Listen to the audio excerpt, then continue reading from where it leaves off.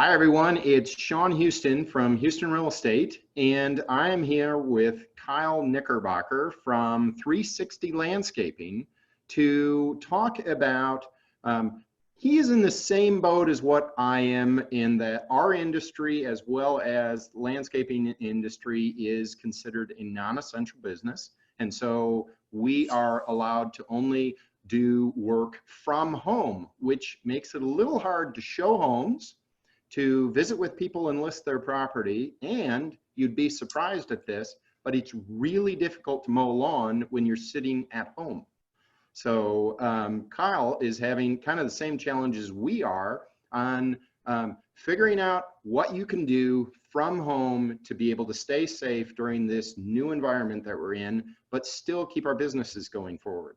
And Kyle and I, in talking, thought that it'd be a great way to kind of talk to our two groups of people and interview each other, but most importantly, me interviewing Kyle here on what they do and what we should be doing as homeowners during this kind of important time in the early spring to get ready for our season of landscaping, mowing, and just overall maintenance. So Kyle, first off, can you give us a quick introduction of who you are and what your history is in the landscaping and lawn maintenance business? Sure. I am, as Shawn said, Kyle Knickerbocker. Thank you for having me. So initially, I did not begin in the landscape field. I initially started working at golf courses for my father-in-law and decided to pursue the golf course industry, the turfgrass industry. So I was lucky enough, I was in college at the time at MSU. So I changed my major to crop and soil sciences with a turfgrass specialty. And so after graduating from MSU, I began working at golf courses. I was lucky enough to end up at Garland as a superintendent towards the end of my golf course career. While working at golf courses, I had always moonlighted for landscaping companies, and I really enjoyed the work. I really enjoyed the opportunity and getting to go to a number of different properties in a day rather than the same golf course. So things kind of work out, and I got the chance to buy a landscaping company that I was working for. And I did that with a partner, and we worked that for a number of years. That came to an end last year, and I started 360 Landscaping January 1st of last year. And in that short year, you've really taken off, haven't you? Yes, it was an excellent year last year. I attribute that to a lot to the crew and, you know, their positive attitude and the way we deal with customers. You know, we really believe that customers are everything, and that if you take care of the customer, the business will take care of itself. So as long as we're out there being honest, providing good work to people, that, you know, it'll spread word of mouth and they will tell other people. And the crew has been very good at engaging customers, you know, answering questions or questions they can't answer, passing them on to me. And that allowed us to really have a great season and get a lot of good feedback from people in the community. And I will absolutely agree with everything you said, because of course we're in the customer service business as well, but I will agree as a consumer of 360 Landscaping, because last year we did hire you to maintain our lawn here at our home, and you were fantastic to deal with my complaints or my pickiness in how I wanted the lawn mowed, and you and the crew were absolutely spot on to listen to my concerns, deal with those, and in a very quick way resolve them, so that immediately we became very satisfied, and it just ran like a well-oiled machine after that. So that kind of gets us moving forward into some of the questions that between you and I, we thought would be excellent to answer to our community. So as homeowners, we all have, I mean, the majority, especially here in Lewiston, have some sort of lawn, and most of us have also some sort of landscaping. Now, today is kind of a tough day because it snowed last night, and it's blowing and windy and nasty and hard to think about lawns, but what are some of the first things that we should be thinking about right now as we think forward into those weeks to come when it is warm and the grass starts to green up and we need to start doing that initial maintenance? Well, the first thing you want to do, and a lot of people know, is we've been very fortunate this year with the earlier spring, is a spring cleanup. Now, a lot of people can perform this by themselves. You know, you want to either rake your lawn or use a blower. You know, it's important that if you do use a blower, you want to try to get all the organic material off your lawn, especially some dead areas of turf that suffered winter kill or mouse chew. It's common that mice underneath the snow will chew on the grass. And if you can aggressively rake those out while you're doing your spring cleanup, it kind of kills two birds with one stone. Also, something to keep in mind, we prefer to prune back any ornamental plants, you know, any hostas that are still lying around or grasses that didn't get trimmed in the fall because, you know, winter came so quick. It's great to get in your flower beds and trim those hostas or those grasses, so that way when you do come through with your leaf blower, you're pulling all that dead organic matter out of your beds as well and kind of killing two birds with one stone. I know a lot of our yards up here can have quite a bit of leaves, especially because we weren't able to get them up in the fall because of the early snow. And so some tips and tricks that might help you, you can either do smaller piles and maybe pick them up with a wheelbarrow or your garden tractor.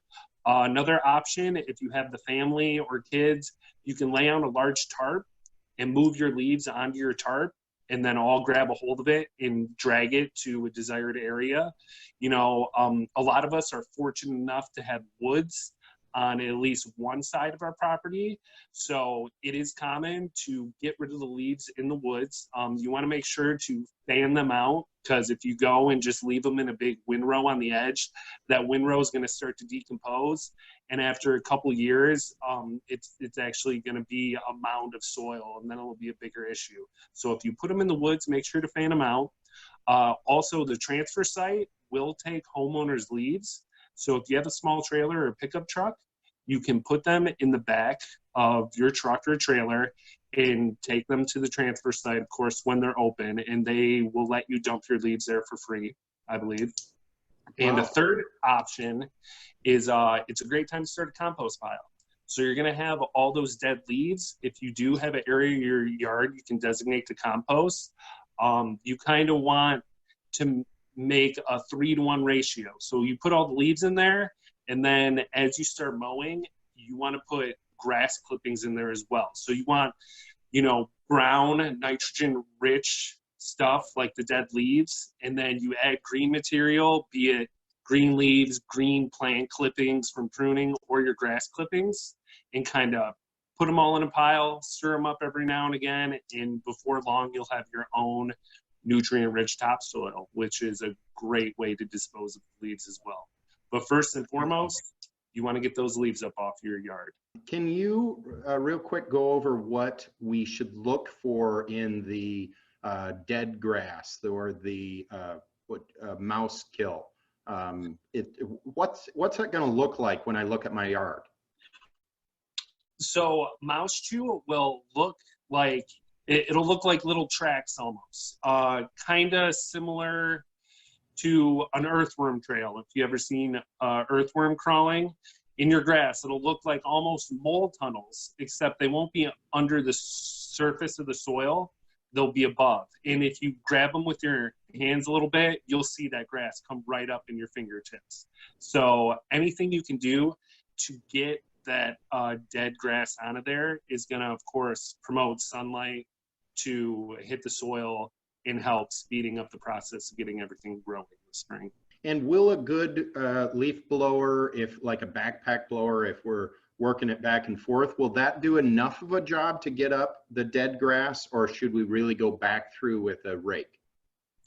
If you use a leaf blower and you really point it at the turf and really focus on those areas, it will do a very good job at getting a lot of that up. However, if you do have the extra time, taking a rake to it real quick and then blowing it secondary, you know, because a quick raking really loosens everything up. And then if you hit it with your blower, it'll just blow it all away with the leaves. Okay, So that makes sense. You can go either way. You can try it with your leaf blower. Some of the more powerful ones will do the job, but if not, just a quick raking before you blow the leaves will really take care of it for you. Okay, and then another quick question is, so like in the beds, the flower beds, and where we might have, so like I have a bed that has hostas, and then underneath that it has creeping Jenny, and then some other stuff that was put in there. So how aggressive, or how gentle, I guess would be a better statement, do I need to be, or can I be a little aggressive this early in the season to get up that dead stuff? Because I did have my hostas, you know, all the dead leaves and the spindly stuff coming up off the bottom are there. So I understand cutting that off and then grabbing those leaves, but how gentle should I be there for that stuff like creeping Jenny and some of the others that I have in there? I don't want to damage it, I guess, is where I'm asking. You can be a little more aggressive in the spring right now with those beds, because they are more dormant, especially right now. It's nice and early, and it is ideal to get in there now before we have anything starting to pop up and start growing, because you don't want to injure any new growth that's coming up or germinating. So you can go after it a little harder right now. It's also nice to get that stuff out of there.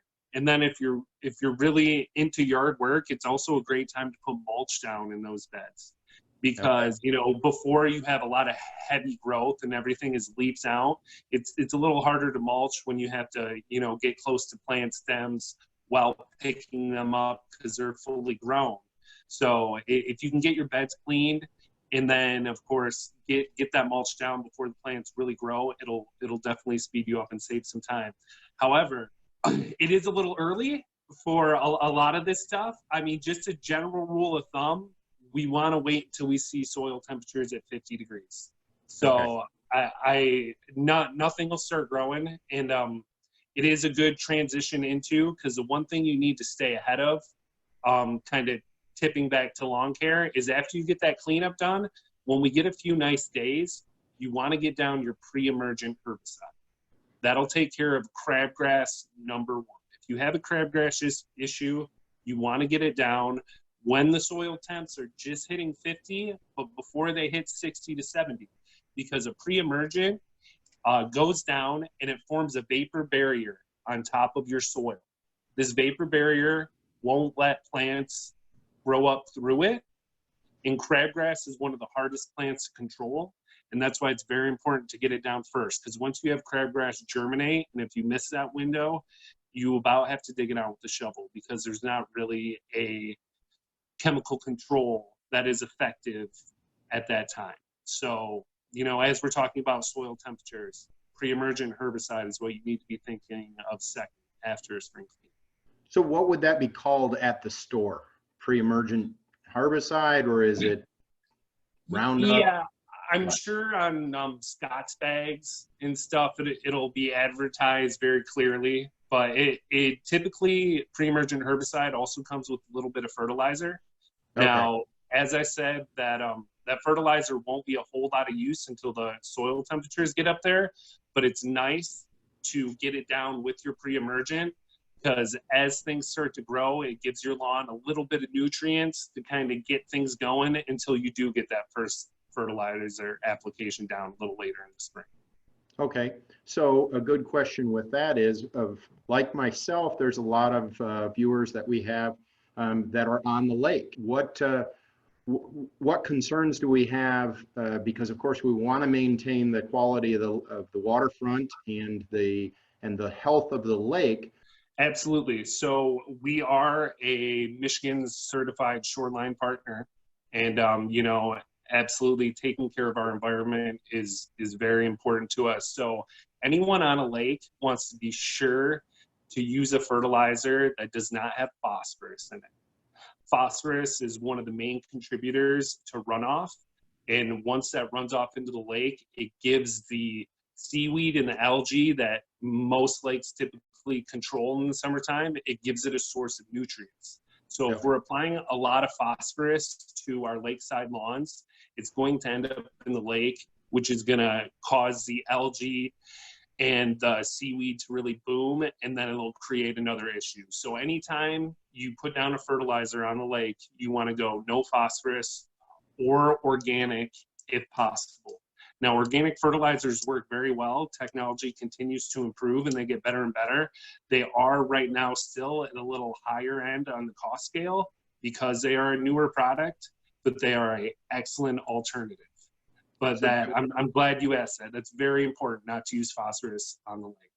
So that would be like the mill organite would be the all natural one. Yes, milorganite is tried and true.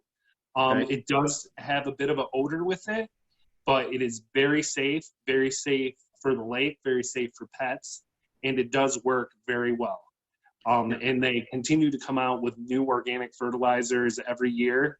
And I'm sure, you know, in the next 5 years, we'll have a lot of alternatives to go the organic route. Do you think that there is a product that's organic like that for this early season that has that herbicide in it too? No. Nope, Okay. I'm not familiar with anything like that right now. But like I said, it's a very booming, you know, industry. All the seminars I went to over the winter, there were large parts of them, you know, specifically about organic fertilizers and, you know, how to stay green within the green industry. Another question is, one of the things we can definitely get started on that you reminded me of earlier today was preparing our equipment. So for those of us that, you know, I plan on still having you help us in the lawn once we're back working. But right now, you know, as I'm getting that blower out, as I'm, you know, kind of prepping the stuff, because I have young kids and they need to learn that I learned that sometimes that cheeseburger is going to be paid for by you mowing the lawn or cleaning up or taking care of the lawn, you know, on a holiday weekend. So what do we need to do to kind of get our equipment going? Okay, so absolutely. This is a great time to get out, especially with the snow today. You know, if you're planning on doing your leaves, maybe you switch gears and take a look at your equipment a little closer. So generally your leaf blowers, you just want to make sure that you check the air filters. You know, if you are a homeowner with your own leaf blower, chances are that you won't necessarily need to replace things like spark plugs and air filters immediately because you use them a lot less than a commercial company.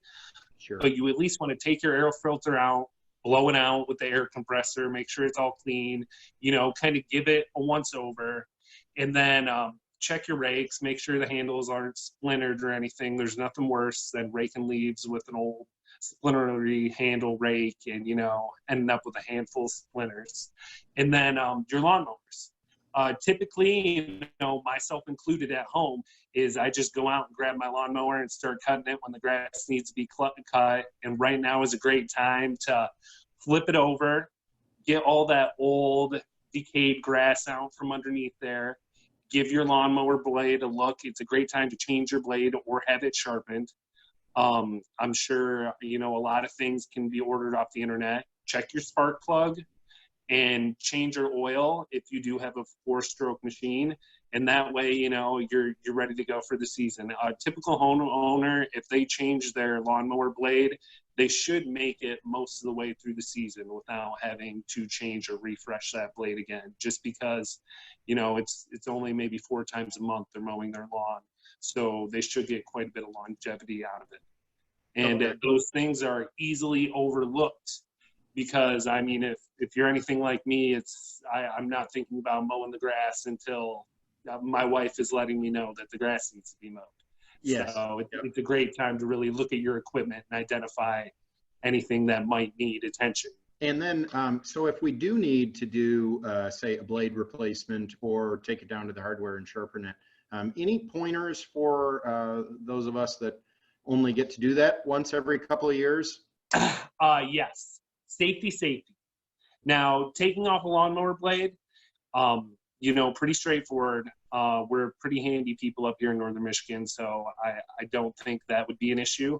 If you're going to undertake sharpening your own lawnmower blade, It's nice to brush up. A couple YouTube videos will give you the straightforward, but all you really need is a vise or a good set of clamps, because you want to clamp it down to your workbench, and a angle grinder. And you can clean up that edge on your mower blade. But of course, if you're going to do that, safety glasses, safety gear, because, you know, angle grinder lawnmower blades, they could inflict damage if done incorrectly. So yeah, it's definitely something you want to look into. Maybe watch a quick YouTube video first before diving right in. And I know both the hardware services will do that for us as well if we want to, you know, keep the same blade, not buy a brand new one again. So absolutely. I know if you drop your blades off at the hardware store when we can, that they will happily take care of that. And sometimes that's the easier route to go. Again, we're early to be talking about it or to be doing this right now, but I know that aeration is an important thing. And one, can you explain what that is, what the value of it is, and when we should be planning on thinking about that? Okay. So aeration, any avid golfer knows, they went out to their golf course, you know, in the spring and in the fall, and noticed a bunch of little holes in their golf green, usually filled with sand. So aeration is this same principle. You know, over time, if you have kids, dogs, you use the same walkways. You know, if you have a dock, you probably walk from your house to your dock in a similar path, you know, every time you take it, which causes the soil to compact, to compress down.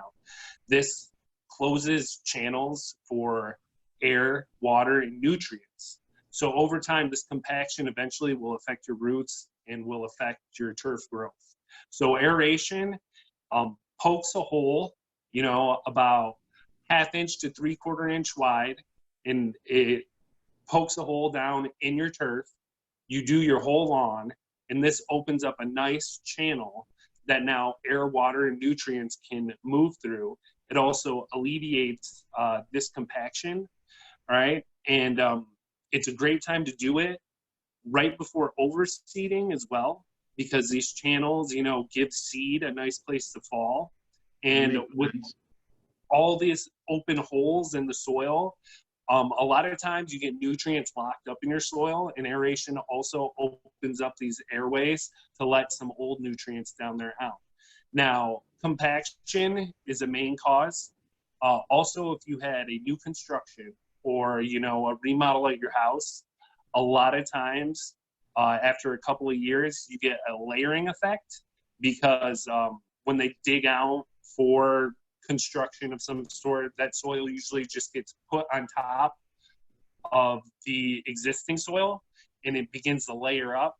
So aeration is a good way to, you know, make channels through these layers to once again let air, nutrients, and water flow. Also, a great time to think about it is thatch. If you have a lush lawn and it's beautiful and lush, you probably have a small layer of thatch, which is dead organic material.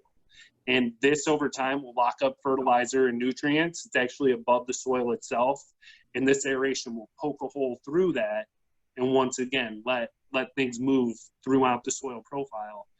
And another common instance is sodded yards. Sod works great. It's instant grass right away. About 3 years after you plant it, though, you're going to want to make sure to aerate it, because that sod created the layer I was just speaking of, because you laid it down on native soil. And so over time, it forms a strong layer. And if you can punch holes through that layer, kind of makes your soil profile all come together as one. And it's just a lot better for the turf to get things kind of moving and awake in the spring. And of course, there are products that we can do at home, but you have the really good equipment for this, correct? Yes. Now I know, I'm not sure if our local hardware store has an aerator, but you can definitely rent aerators. They're usually the size of a push mower, so it takes a lot longer. We do have a ride-on aerator, and so we can typically do a lawn in a fairly quick amount of time. But these benefits, you know, I can't stress them enough. aeration is an easy way to really get your lawn moving. If you've tried in the past, you know, water and fertilizer, and you're still not getting that lush lawn you're looking for, there's probably another underlying cause. And a lot of times aeration solves those problems. That's just a great point to bring up, that again, we're looking at it on our day-to-day, you know, maybe once a week or twice a week that maybe we walk the lawn and mow it. But we're not using those trained eyes like you have to be able to come in and understand what's going on. Like you and I have talked about my spots of my lawn that are tough because of certain trees that are giving us too much acid in that area. But that's the value of bringing someone like yourself, the professional, out who has all that previous experience, and more importantly, has seen thousands of lawns instead of just that same lawn that we all look at, our own lawn, every year. So that's that real value of bringing out the professional. It's early, but we should be thinking about getting our irrigation started, whether that's through a well or from the lake. Can you give us some pointers on that? Yes, absolutely. Now, for everyone who uses their irrigation system on the lake, with the COVID, and you know, your normal person might not be able to come and start it up, this is certainly something you could do. Most importantly, if you are running irrigation out of the lake, when you go to hook up your suction hose, it's the actual hose that goes out into the lake, the connection where you make that with your pump, 9 times out of 10, when I get irrigation called to someone's house and they can't get their irrigation system to run, it's because that connection where the hose comes onto the lake to where their pump is not tight. And if it lets in the smallest bit of air, your pump won't take prime, and your pump will run and run and run, and the irrigation will never fire. So if this is something that you're going to tackle by yourself, make sure that connection right there is good and tight, and prime your pump, and you should just be able to kick it on and it'll fire up right away. Now, you want to make sure your screens aren't sitting on the lake bottom. It's nice to put them on some concrete blocks, or use a milk jug to get them elevated just off the bottom. And because that's the second thing that comes in common. The pump fires up, it's run, it's working good, and then a couple weeks down the line, you know, you lose pressure and then you lose prime, and a lot of time it has to do with that suction basket out in the lake. Now, for homeowners that are pulling off a well, you typically have a vacuum brake, also known as a backflow preventer. Now, whoever your technician was that winterized your system, left those valves open. So once again, if you're going to do this, make sure that the drains, typically there's drains inside your house, be it in your basement or your crawl space. You want to make sure you close the drain before opening up the water to your irrigation system, or else you might end up with a flooded basement, because typically when we drain a system, we'll leave that valve open to let any water out of it. So make sure all your valves are shut, then turn on the water to your system, and once again, it should be pretty straightforward.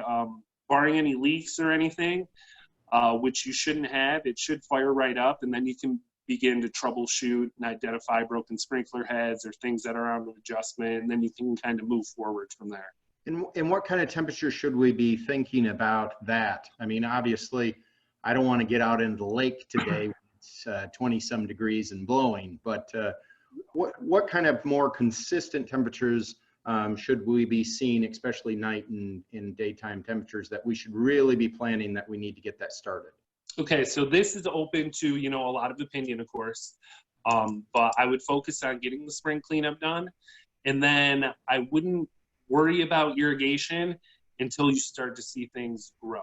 You know, until you start to see some growth in your turf, maybe you get a cutting in, because what you don't want to do is spoil your grass. You don't want to turn on your irrigation, because if you start watering it too early and too frequently, your plant won't be forced to grow roots down and search for water, because it's constantly getting it from the top, and it'll cause your turf to be much more shallow rooted. Oh. So it's important not to turn your irrigation on until you need to.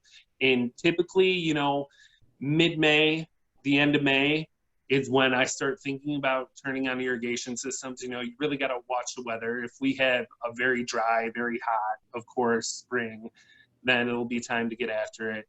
But, you know, with conditions like we have right now, cool at nights, you want to hold off. Once again, if we're talking 60 degrees during the day, you know, higher nighttime temperatures, 45, 50, you know, everything will be actively growing before I would worry about your irrigation systems too much. Great. That's good. So you're saying that we will get to 60 degrees? We will, hopefully sooner than later. Yes. Yeah, I hope so. Seed bear and weak spots. That's, yeah, that was another one that you brought up to me. Can you explain that one a little bit? So again, it's seed bear and weak spots. Okay. So we do the spring cleanup. That can happen now. You know, temperatures slowly start to warm up. You know, we see that 50 degrees. We get our pre-emergent down. We get that pre-emergent down before we're really seeing any growth, because we need to be out in front of that crabgrass. So we get the pre-emergent down, and then I like to aerate before seeding, because it really beats up those bare and weak spots, loosens the soil all up really well. So I would aerate, and then, you know, then you notice your lawn's growing. You know, you cut it once, twice, 3 times, you know, so you know it's actively growing. Then you want to come in there, and a lot of time bare spots are, you know, because of washout, or because it's right next to a tree and the lawnmower has been going around the tree real tight and it's wallowed it out. So you want to level those spots with some nice topsoil. You can, depending on how many spots you have, you can go ahead and buy the bag at the hardware store. Or if you have a lot of spots to cover, you might want to get a hold of loose and sand and gravel and just get a load of topsoil. And then you spread that out, level off your yard best you can, go over it with your seed, and then you want to take the back of the leaf rake, flip it over, and just gently kind of brush it across the area you had just seeded, and that's called sowing in the seed. It's very important because it gets very good seed and soil contact, and that's key to growing turf. So we have that seed nice and sown in. Then I like to put a starter fertilizer on it, you know, and a lot of times starter fertilizers do have phosphorus in them, which you are allowed to use on new lawns. But still, you want to use it sparingly, and you don't always need to, so you want to look at the application. So you put down that fertilizer, and now you have your spot seeded, fertilized, and the most important thing, because now we're, you know, a month into it, is keeping that seed wet. So once you seed, you want to water 3 times a day. Now, you don't want it to be soaking wet, but you want that seed to be moist until germination.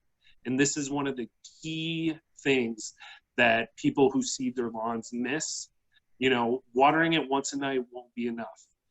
You're going to have to get it during the heat of the day and during the early morning as well. So once you seed, water, water, water, most important, and then until you start to see some germination. Once you see germination, you can back off a little bit on the water, but you definitely want to wait to get some growth, and then maybe push mow those spots for the first couple times. Because if you have a riding lawnmower and you have a nice baby grass growing in and you drive your riding lawnmower over it, it might smush it, you might turn on it and tear up half your grass. So you need to be very careful when mowing it once you get that new seed established. That makes a lot of sense. That's great. And then once we've got it growing, and the lawn's starting to look better and better, what's a good, you know, height is always a challenge, and you and I talked about that quite a bit last year, because it's kind of like my hair, which is not something to look at right now. But I like it when it's nice and short because it's easy to maintain. If I had more hair, my wife would probably like it with being a little bit longer, so that you know, it had some design to it. But the height of our lawn is awful critical, isn't it? Yes, the height of your lawn is very critical. Now, I recommend mowing your lawn at 2.5 to 3.5 inches. A lot of people do like it on the shorter side. Now, to maintain your lawn at the shorter height, you want to make sure you have a very healthy established stand of turf.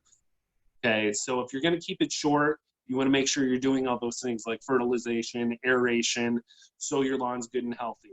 Now, the benefit of letting it go a little longer, a longer turf plant, 3.5 inches, will provide some shade. If it's not a uniform lush turf, that longer blades will provide some shade over that soil, and it will crowd out some weed growth. So leaving it a little bit longer will prevent some weed growth. And also, in the heat of the summer, when you have more leaf blade, it is more area for the plant to breathe, to transpire. So, plants get rid of their heat, excess heat in the summertime through their leaf blades. So the more they have to transpire and deal with those high summer heats, the healthier they are. Now, it can be challenging because when you mow your yard at 3.5 and you wait a week, it might be 4.25, 4.5 before you get back to it. So I understand, but it's much healthier for the turf to leave it a little bit longer, although it does look like it needs a haircut, 2 days after you mow it sometimes. Yeah. So once again, it's all, a lot of it's situational and what's going to work best for you, the homeowner, and your lawn. But as a straight through, whether you want it short, I would try to keep it at 3 inches, if you're doing it yourself and trying to maintain yourself, until you get a grasp on it, until you really get a feel for how your lawn reacts in the various temperatures and times of seasons. Wow, that's a lot of stuff I didn't understand about the height of it. Now, I had heard, and tell me if this is true or if it's a wives' tale, is that the taller the grass, the deeper the root. Does that make sense? That makes sense. I'd say it's not a wives' tale. To a certain extent, the longer the grass, it is going to promote the plant to be healthy. Like I said, it's going to be able to cool itself quicker in the hot times. It's going to make use of its food and energy much better, and it's going to put that into root growth. So and if itself, it's not going to burn as quickly for those really hot days that we have. Exactly. And that's why if you monitor your water, you can kind of build your turf up to be a little more drought tolerant. If you don't spoil it all the time at the first kind of hot day, then, you can promote those roots to grow down, because, a healthy plant really is comprised of a strong root system. And that's, once again, hitting back on aeration. That aeration really promotes that root growth, so you can have, that healthy plant. So you are correct. A lot of us, that our soil naturally around here is not that fantastic for growing, because I've always joked that one of the best things we grow around here is rocks, which Lewiston Sand and Gravel thinks is fantastic. But for your lawn, it can be a challenge. So I've always had lawns where I've had to bring in topsoil. Can you just touch a little bit on that, so that if we've been working on a lawn that maybe somebody had just bought a house or had it a few years and they can never get it to grow, is it probably most likely a soil issue? I can't agree with you too much there. So typically when I come into a home and someone is struggling with their lawn, a lot of times they think it's a soil. They think, maybe it's acidic and they need to add lime. But usually it's shade. Being in northern Michigan, we have a lot of trees. We have a lot of woods everywhere. And we're talking about a tree competing against a little tiny grass plant. So typically the first problem is shade. There's an abundance of shade, which we can grow grass in the shade. It takes a lot more work, a more refined plan, I guess. But if you're looking at your yard and you're going, shoot, it is pretty shaded, if you can lose a tree or two, that will certainly help with the lawn. But you really have to gauge overall what you're going for. I don't want you to go cutting out trees because, they take 100 years to grow, and we can grow a lawn in a couple months. But typically, I would say shade, number one.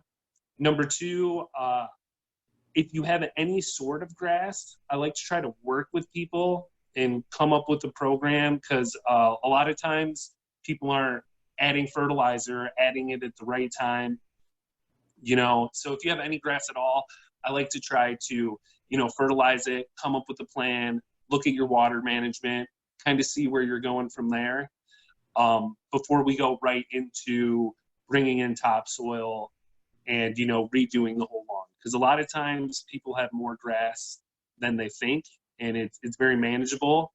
However, also being in northern Michigan, over the years, you probably had a tree or a stump taken out here or there. So generally, there are areas of the lawn that will require some topsoil just to level it out, just to smooth it out a little bit, because, you know, a lot of our yards up here with the rocks and the old trees are very up and down. Yeah.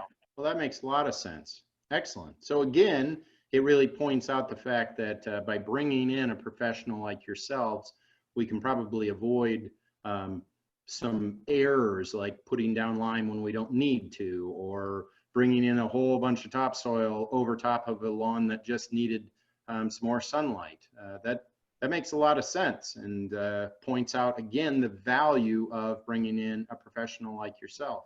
Well, I think that was the majority of the questions that we had, and I just wanted to say it was fantastic and filled with information that I know for myself I learned a lot, and I guarantee that you gave a lot to our watchers and to the people following us on Facebook. So thank you so much, Kyle. Thank you so much, Shawn, and I hope you and your family are safe and everyone else out there is safe. And before we know it, we'll all be back to normal lives outside enjoying this beautiful northern Michigan. Absolutely, absolutely, and I wish you guys all the best as well. Wish that we could have done this interview in person, but thank goodness for technology, even though it can be a little challenging some days. But to allow us this opportunity to be able to connect on our computers and keep our safety, or our safe distances from each other, and all of us will, as you said, easily get through this. And for you and I, it's such a value to be able to live in this fantastic town. So thank you so much, Kyle. Have a great day. Thank you, everyone. I hope that everyone is staying home, staying safe, and enjoying a little time with their family. So thanks again, everyone. Have a great night. Thank you.